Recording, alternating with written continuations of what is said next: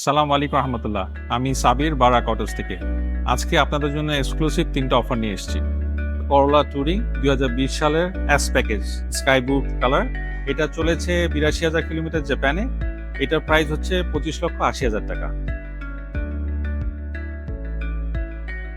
এটা প্রিয়াস ২০২০ সালের। এটা এস প্যাকেজ রেড কালার। এটা জাপানে চলেছে ১,০৯,০০০ কিলোমিটার। এটার প্রাইস হচ্ছে ২৮,৮০,০০০ টাকা। এটা হচ্ছে ইয়ারিস ক্রস ২০২০ সালে রেড টু টোন কালার জি প্যাকেজ।